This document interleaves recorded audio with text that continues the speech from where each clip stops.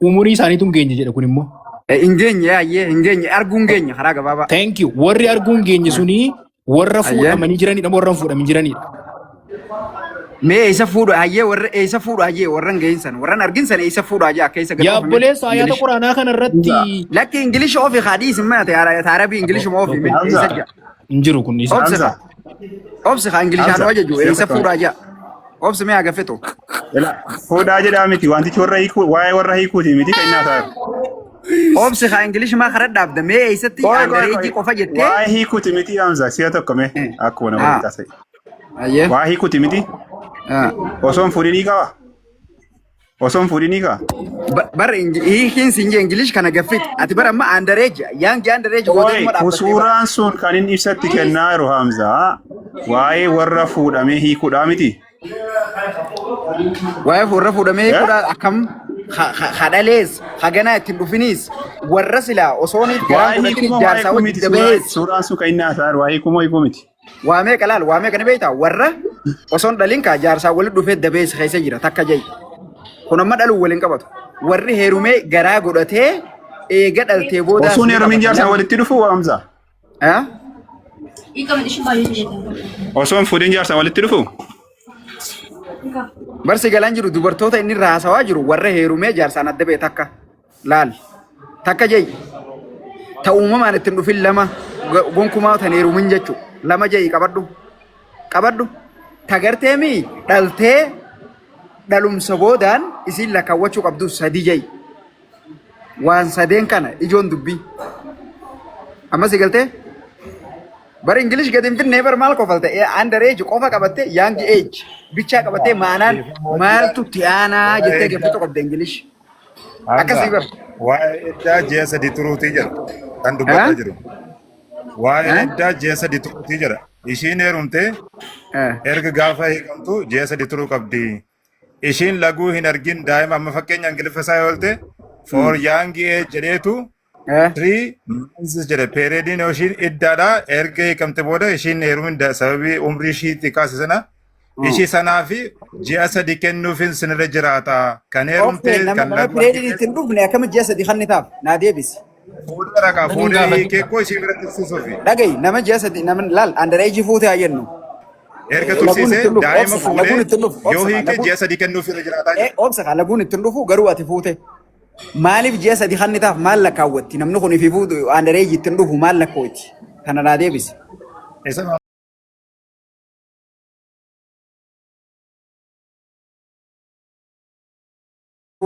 Asuman nuki jibdee. Ji'a sadii. Daa'ima fuudhuun hin eeyyamamaa. Daa'ima fuudhee. Hin eeyyamamu. Kuno. Hararge wanta Hamzaan amma ammaatti hin hubatintu jira. Hamza waan hin hubatinii ayyaata quraanaa sana irratti sadarkaa sadii kaa'ee jedheera. Dubartoota gosa sadii kaa'ee. Inni jalqabaa warra ulfaanii jiran jennu. Iddaan isaanii ji'a sadii. Ilmoo sana immoo daa'ima sana immoo godhachuu qabu. Inni lammaffaan warra umuriin isaanii heediin argee yookiin laguun argin hin jiru. Warri hin geenye. Inni sadaffaan immoo warra irraa dhaabbatee jiru yookiis warra sunirraa mallattoo sunirraa dhaabbatee jiru jechuudha. Sadarkaa kanatti daldalata ayaati quraana. Toosoon dhaliin jaarsaan adda baatee ho'isa keessa maal adiis. Isa naannoo gaafattaa ayaati quraana asitti ibsuu qaba maal galchina. So irraa dhiisa kaasii turraa bisu. Sitti maa jira naamsa waan quraarraa jiru sitti maa jira. Mee agarsiisa viidiyoo bane irra deebi'e. Maaliin si agarsiisa? Inni agarsiisa waan anaasaa jiru kana. Naan dogoggoree moo sirriin jijjiiran. Ingilish san fite ayyee ingilish san fite. Kana dhiisi. Kan ingilish santu bareedaa iyyuu fite san. Dura ayaata quraanaa laallaa ture. Dubartoota keessan irraa ilaala. Waa'ee maalii haasaa ayaati kun? Waa'ee dubartoota keessan irraa gizee yommuu isa fuudhaan eessa jirti yookiin ammoo takkanaa tan akkas godhaa.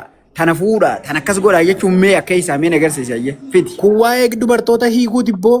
Hayi maal ta'e namichi? Waa'ee haadha hiikuuti. Ayaati kun naman fuudhin hiiktaati. Hamsatuun fuudhin maali hiikta? Hai. Achi qabi arabitti achi deebi arabitti arabiin Hamza akkasii galuutti zumna godhe. Arabii zumna godhe ayyee guutak. Zumna godhe qesho. Waa'ee guutummaa ta'u guddisa. Atiif guddisee. Ammaan qabaan xiyya jabdu gaa namni harkaan bahu maan si qaba. Ayyaa Hamza. Ayyee. Aya mee Haya. Ila Wallahi akkasii galuuf beeyna. Hamza akkasii galuuf iddoo tokko irraa kaatee gaariidha. Waan naasaa jiru akkasii galuuf jechuudha. Mee yoo internetaan hin qabne malee silaa asirraan haabbana talaal. Akkasii wayyuu guutummaa isaa yoo dubbiste sii gala. Waa'ee maaliyaa Suuratul maali yaatamee qafa naa laalime. kun oola suuratu talaq. Suuratul talaaqi. Juusa Suuratul talaaq ka juusa jedhamu. 28 jechuudha. Suuratul talaaq ka jedhamu ni jira waa quraana keessa gurbaa. Dubbisi maal jedha kun? Amma ayataalee suuraaleen quraanaa kun olaal mee qoy na guddisi meet na guddisi ma khayya kana guddisi. Hamza kun maal jedha? Suuratul talaaq jaasa na guddisi mee gutak. Maakii jib daree akka nama waa beekuuf gootaree dubbisi. Aboo si duraan qabaa na guddisi haa way na guddisi khayyaa dubbifnu. Dubbiseetu arguu kan jedhaa jedhama. Ofii isaatii Hamzaan hin beeku ijoollee kan godhu Hamzaa kan. Aboo na guddisiin jechiin si garagalchaa obsime wajji laalla. Ayyee. Haya amma ni gartaa mire suuraalee dhamma kun suuraalee. 65 jechuudha. Okay suuraalee walii galaati kun Faatihaa Baqaraa akkasi jiraa mire suuratul talaaq ka jiru barbaannaa jechuudha akka isa. Ayyee. Gaduma Bakkaati deemu. jette dhaquudha. Gaduma deemu. Ayyee. 65 dhaqi. Haya. Suuratul Faaxir ni jira Fussilat Saad Sumar Fussilat Zukhruf Dukhaan Jaathiyaat Alhaaq Muhammad Fatih Hujurat Qaaf Daariyaat Tuur Najm Qamar Rahmaan Hadiid. Okay gama gadii kana Suuratul Mulk Boqonnaa 65 juusa 28 Hamza please. Suuratul Taariq Suuratul Alaa Fajri Biraat Hamza isa dhiyeessa deemaa jirta Hamza. Minatti agarsiisi. Unoo ti kaa ni gartaa bar ani laalumatti hin jira dubbisaatuma talaaquma kajoon barbaadu jira obsa kaa. Hin darbiti Hamza. Suuratul Nasri Suuratul Ikhlaas Suuratul Fal Suuratul Falaq Suuratul Naas mee bakka tami mee eessat boo beekaa jetta boo ifiif barreeffatteessa aboo ifiif barreeffatte gurba. Gammachuu akkam goonu Hamza. Wayyoo ifiif barreeffattee kamati mee akka isaan agarsiisaa suuraan dilatana mee asinis ingiliishiin jira ayyee ingilishii irratti hin qaba mee suuratu xalaa kajoo ingiliishiin alaallu boo gurbaan ifiif barreeffattee zaamaa nu godhu jira illaanuu yaaboo saboo ifiif tolfatte illaanuu way ajaa'ibni numa dhufe mee ingiliishiin haa dubbisnu haya Gammachuutti meeqa galuufitti yookaan gogaluufi gaddeemi jette gammachuutti. mee gaddeemi jette toora 65 jetteemi Hamza. Hamza 65 deema. haya suuratul luqmaan 30 takka 44 haya 50 as dhufne 60 jenne 65 jaatamii takka 62 jaatamii fi 3 64 Ay 65 eeyyen isa gadi tokko.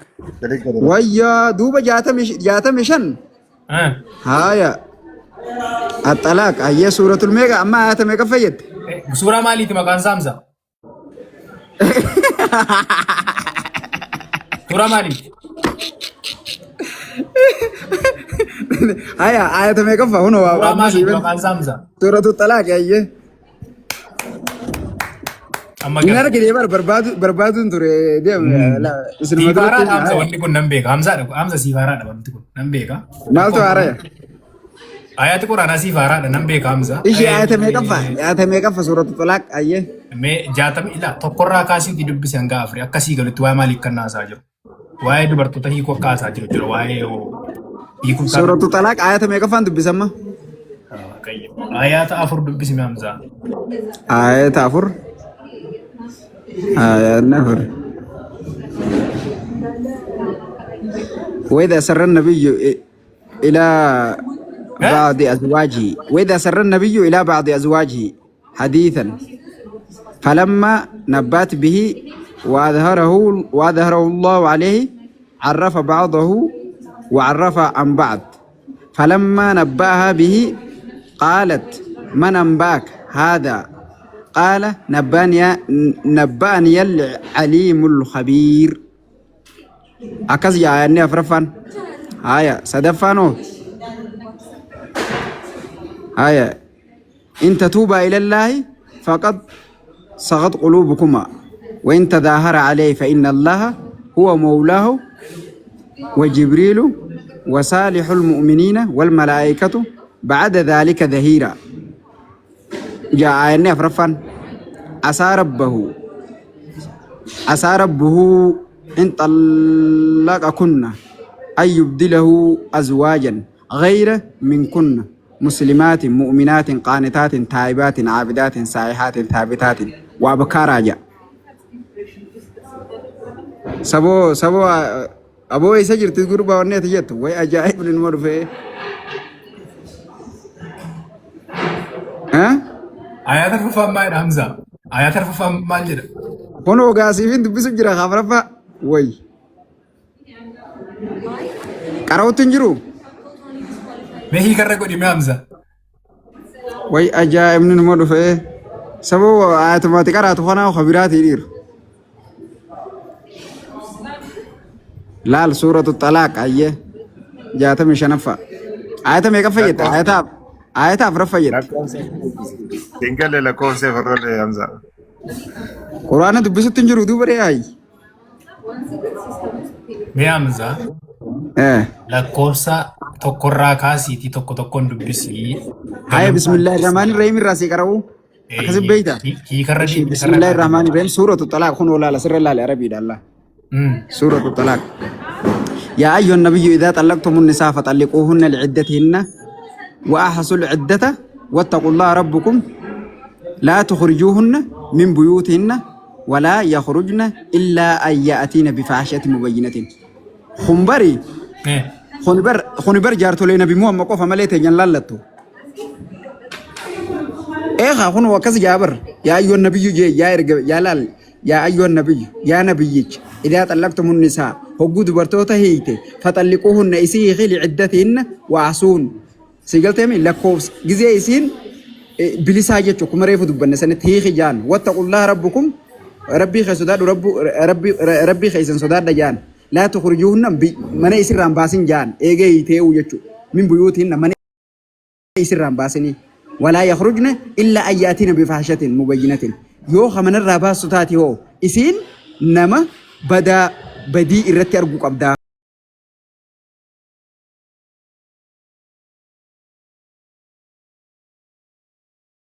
هي خجتة من أنا ريني جا إيجاتي تيمبو دنا منكم كمان خيسات من أيسي خيسات دي يو بدي دلقو ساسن إسي سجور رجعت كأبهته أكستي رجع الدبه جرون أريه جان إيجا بدي دلي ديبود يو بدي دلي ما عليه خن أيستي واهي والفراس وريهن آيات فردك كسمتي أفرفارك آيات أفرفان dubartoota keessa irraa jedhamu dubartii kee irraa jedha. Waa'ee Muhammad dubbatan hin dagatina. Waa'ee Muhammad hayyaa ayyoon nabiyyi dhallabtu isaa. Hamza hanganaas isaati la. Amma haasas dhaggeeffachaa ma jira beekaadhuma dhaggeeffadha. Ani bara ayata Quraana tin qaree maal nasaa taane ani yoo saasute Quraana malee. Hamza. Lakkoofsa arfaffaa yamma lakkoofsa arfaffaa qaree hiti. Reefu tokko farraa qaree hin jenne hayyee amma safara farraan dhaqaa. Akkasii galutti ka Hamza waa'ee maalii haasaa akkani jiru akkasii galutti galumsa. Haya afraffaa okay kun lammaffaa sadaffaa. أفرفان كان هاي ولا يئسن من المحيض من نسائكم إن رأيتم فعدتهن 3 أشهر ولا لم يحضن وأولة الأحمال أجلهن وأولات الأحمال أجلهن أم يضعن حملهن ومن يتق الله يجعل له من أمره يسرا جا هايا أكنا يجونغا إسانوون على الراجع إسانوون على الراجع على تيسن جنة بيخ والله يسر من المحيض من نسائكم أوكي هيا كذي يسر دبرتوتا كيسن جلو حمزة هايا دبرتوتا كيسن الراجع إسانوون هيجي نتروفن واي دبرتوتا محمدي تموسين الله لكم آيات ولد دخل خريفو أتيرنا جاي ستسوني خنا بمحمد يا أيها النبي يسون كنا مو إنه كنا مو نما هندا كون thank you amma nama hundaa jette nu galatoom guddaa hiiki me tokko tokko afaan oromootti hiikaani ibsatti kenname okay hayyame ko ويرزقه من حيث لا يحسب ومن يتوكل على الله فهو حسبه إن الله بالغ أمره قد جعل الله لكل شيء قدرا قو يوغوتا كمي أنكم بيخ قرآن هو الفسرات دي مدرور رانغا بودا سيقلتي سنيف جتشا اسمان تنو تنبيوتا تاو نسي في يوخين تينيا تاو إسا جل قبر راهي أكاسي ولي قلال تولي بو كان قرآن كيسا كان نبيوتا محمدين قفل على تسين لالا نجرة جتشو نجرة خاية جارتوليسا نونوكا جارتوليسا سيناك أمات أنا نكا نونوك ويتشو تولي اتفوه هايه أسمر نبي محمد إنجل كبيتهم وفين مليس في ديخا فإذا بلغنا أجلهن فامسكوهن بمعروف أو فارقوهن بمعروف واشهدوا ذوي عدل منكم وأقيموا شهادة لله ذلكم يوعظ به من كان يؤمن بالله واليوم الآخر ومن يتق الله يجعل لهم مخرجا. أوكي هيك همزة ويرزقه من حيث لا يحتسب ويرزقه يسر الزكاة من حيث لا يحتسب بكيس من بين ربي نمر الزكاة ومن يتوكل نمر بالرتيركة على الله نمر بالرتيركة فهو حسبه ربي إساف غير رجاء إن الله رب بالغ أمري هندها جيسس قد جعل الله لكل شيء قدرا وان كان غرو هندرتي دنديا دا سنجا ربين نمني أكرب بنجرو برا الدنيا تنقب برا ما الخرب لا تكون دنديتي ربي تي ستي مجرى قرآن يا ترى أجيت وايد وبيجي تجيب الله كايا في دين هذا بابا تري يا أيها النبي يجرا السلام عليكم وعليكم السلام أتجمع شو إسلامه إسلام يعني مسلم يعني وانت قوتا يا أيها النبي كجد كاتبرتي وإيه نبي محمد نعم أكسخ هاي نتي أنا كنو إيه كدبرتي كينا دبرتو تورو تربي تمنى اللي أكسم الركايا بركون كابو جدبو ساتي الركايا لا تون كيس القرآن رد صبرني أبو قرآن ندرج جرامال سومنا أنا لا كتصبرني تكرتيزا نما أنا كان ربع تسين بخبر أستاذ أمزا آيات تكفى الرتي أجيبه واجي آيات تكفى باسي واي نبي محمد يو كان جل تاتي آواز نارج تولي كنو أسلالا عندي كيسن أسلالا عندي كيسن همزانيس كم مجونيسي دوكو نصبون دنديسن لما تقرآن تمنع جترسي قرآن فالسي قرآن وجد بيسو جرامي مالت نمنا همزة ها أسلالا عندي كيسن أوكي أيين يا نبي يجا وما جرى إني يا نبي يجان إني gamma cholta kal tokko sibbisentu birash dhaggeeffadha waa maa jira eenyu kan ta'e maqaan hin jiru Isaa ta'e Muusaa ta'e hin beekamu qoyal tokko yeroo dubartoota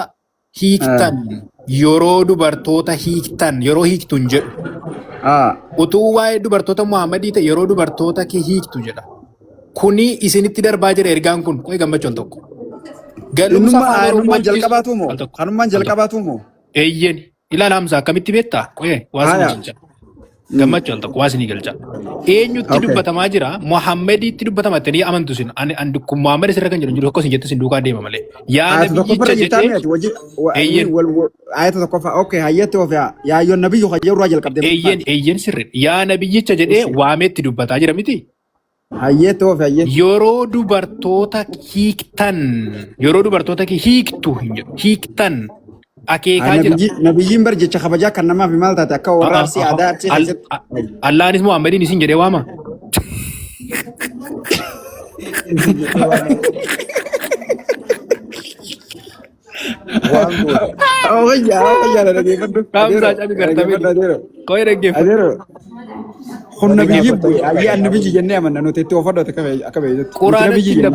Quraanatti hin dabalina dhaggeeffadha hiiktan otoo nama tokko ta'e hiiktu jedhu tu waama dubartoota kee hiiktu jedha isiin akeekaa jira jechuudha.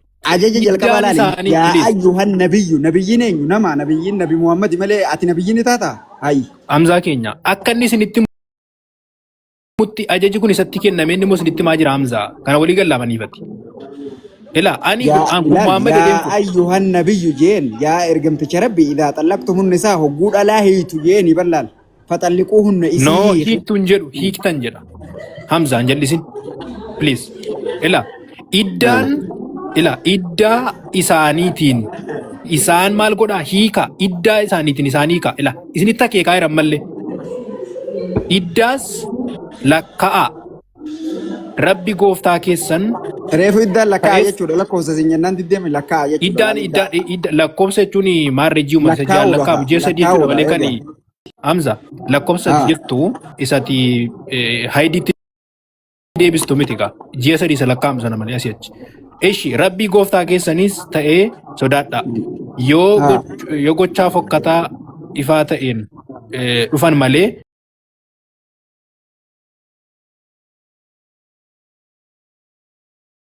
Biltu kun eenyu?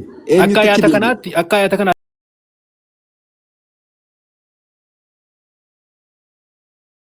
Aboo kan nabiyyi miti isinii jiru wal qabata. Maal ta'e namichi? Aboo yaa ayyuun nabiyyuun jalqabe asirra laale haa nabiyyicha rabbii jee itti jalqabe. Mee Hamza nama tokkoon yeroo dubartoota kee hiiktu nama tokko dubartii kee hiiktu nama dubartoota keessan hiiktan jenna. Nabiyyiidha ammoo yeroo hiiktu Arabiidha yeroo hiiktu jaabara Arabiin akka sirrii jaabara asirra barreeffama tokko gorelaa jirre afaan Oromoo yeroo hiiktu jedha. Asirratti Arabiin hiiktu jaan Nabi Muhammad baanaa bar. Mee jechi hiiktu jedha Arabiffaan maal jedhee jira? Eeywaa idaa xallaqtum nisaa jeen. Maal jechuudha? Xallaqtum jechuudha. Waggaa dhalaa hiitu jechuudha. Ustaas Hashim Arabichi sirriidha? La.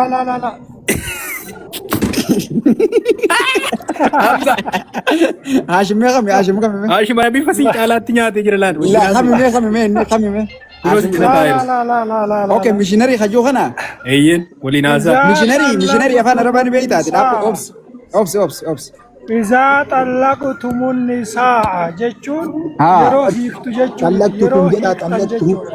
Xallaqtukum jedha. Aboodhaa guutuu akka dhaaboo missionary na dhageeffadhu.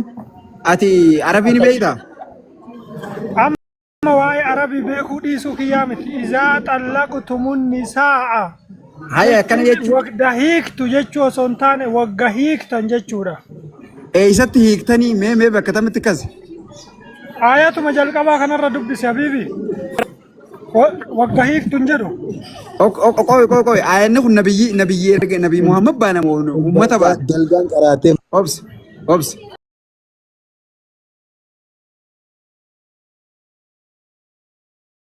Osoo jedhe singiliin osoo jiraate isa baana jechuu dandeenya. Okay, atillee tilmaama osoo jirte jechuun akkuma. Tilmaama osoo hin taane osoo singilii ta'e yookiin immoo waggaa dubartii kee hiiktu osoo jedhe qaama itti dubbatu wayiitu jira jennee fudhachuu dandeenya. Garuu amma singiliin hin dubbanne baay'ee godhee wagga hiiktanii jedhe. Wayyoo duuba harrabbiin itti dubbachaa jiru kun Nabi Muhammad moonuu itti dubbachuu jira. Nabi Muhammad jechuudhaa fi nama tokko hin goone ka isin jedhe wagga hiiktan jedhe. Jechuun ati akka dubbiin teessii galetti ayanni kun jalqabummaa eenyu dubbatamu jira. Nama hunduma kun. Muhammadin of keessatti illee qabate. Kunoo laala amma fidde gaa Muhammad amma reefu tanumaa diddee turte laala. Nama miti inni maali? Qofaatti san ilaallatudha ka. Kophaatti san ilaallatu Habiibi isa bichaa miti. Way ajaa'iba aboo dirqiidhaan nama falamtanisan. Maafi ajaa'iba. Jechuun ajaa'iba akkamiin falamtan isin Arabiin beeytanii? Okay, mee gammachuu ati Islaamaa mee gammachuu mee oguta ka obse missionary. Gammachuu ati Islaamaa mee? Sanii kuuta dhaabaa xallaqtukum jedhamoo yaa jalladiina. Haaya dhageeffadhu gaa ayanni kun ergamaa rabbiitti baana moo nu baana? Ergamaa rabbiitti baana kuni bare akkanuma haasofti. Waa'ee jaartolee isaati haa malee jaartolee keenyaa miti haa. Waa'ee dubartii teennaa aayaata arfaffaa irratti ka amma wangeela reennu baqaan isaa. Akkasi haa kuni kana biyyichaati jechaaniitiin jira bara. Akkasi xallaqtukum hin jenne bar xallaqtuhum hin jenne bar xallaqtu eedagaa xallaqtuhum hin jenne achirratti illee. Idaa xallaqtuhum nisaa jechuun gamma nabiyyichaani gizee dubartoota heeyitu jechuun jiramma. Obsi naaf gammachuu walii galaa obsi mee obsi haa yaa buleesoo. Lachuu sobaartu. Wanni waliin sin galchisiisu asirra hin jiru gammachuu. Wayyoo isin walitti dubbachuu namatti dhiiftan duuba boksii dubbiin yaadaan. Wanti walii sin galchu hin jiru sababni isaa osoo nama tokkotti ka dubbatamu ta'e nama tokkottu osoo ka dubbatu ta'e qooy nabiyyiin ergicha geessaadha moo geessaa miti? Ergichi ta'ee fi itti rabbiin isa qofarrattis itti himee kararra kaa'u jira mire namni kun nama ergama rabbiiti. Isin hin fayyadamtani hadiisa quraana kan. Isa kana nun fayyadu inni kun nun laallatuun sin jecha jira bara. Eega kaafraffaa kana yoo jette laal kakeenya laal. Quraanni kun isin ni laallatu. Kuni akkamin ani nabiyyiidha boo ayi gurbaan maal haasa'u kun. Hamza. Khadir mee dubbadhu guddaa Khadir dubbadhu mee. Ayye Muhammad qofa quraanni ergamee jira mataa isaatiitti ka ergameef ni jira. Mataa isaatti ajaja isaa qofaatiitu isa sirreessu jira ka isa qofa laallatu. Ka isa qofa ergamee ni jira hin jeebo. Ka isa qofa ergamee jiru ka isa qofa laallatu jiraan sin jee quraana kana keessatti. Aboo quraanni akka waliigalaatitti nama ergameeti Muhammad qofa ergamne. Haaya kun wayyana laallatu ma Hamza Ibrahim laallatu. Hamza Bashir laallatu kun maal irraa laaltu? Keessaa filattee fudhatta keessaa filta. Maaliif kun nabiyyichatti ajajame kun waan nabiyyichi raawwate dhageeha. Ajajni itti abu uummata kan keettiin qajeelchi jeeti itti buuse malee ofii itti fayyadame jeeti itti buuse. Kun oni jira haa keenyas gajjiraami kun barxasaati inni jaartolee qabaami nabiyyichi rabbi sallallahu alaihi wasallam. Aboo uummata ittiin agorsu jeeti itti buuse kamataa isaatti itti buuse hin jiruun siin jeebar. Okay ati isa kana jaartolee nabiyyootaan baanuu jettee amantaati isa kana akkamitti amanta? Nama walii galaabbaana nama hunda. Okay malee jaartolee nabiyyiin laallattuu jechuudha. Isaan illee ni laallata hunda walumaan qabe nama waan jeeme guutu. Haaya gaan akka jaartolee nabiyyichaa taate qofa asirra si mirkaneessu asumarraa bakkuma tanarraa. Aboo quraanni kamataan nama bu'ee hin jiruun siin jeebar. Barakaan sin jechi jiru. Inni kun laal inni kun obsa aanni tokkoffaa lammaffaa qabaami. Tokkoffaan kun jaartolee nabiyyichaa akka baanu si fidu asuma keessaa laal isumarraa. Aboo injirum sinje nama tokkoon buune quraanni uummata guutuudhaaf. Ta'e fidigi haa kunooti nu dura jira hojii qaraanaami wayyoo arabii dubbisuu beekte yookiin mishinariin ana dubbatu wa. Ati arabiin beektu ta'a. Quraanni kun qofti isaaf qofa qabu'ee injiru hajuu ni jira injiru. Bar laal aboon an dhageeffatu ati bakka heegi dura mishinarii banadhu heegi boote.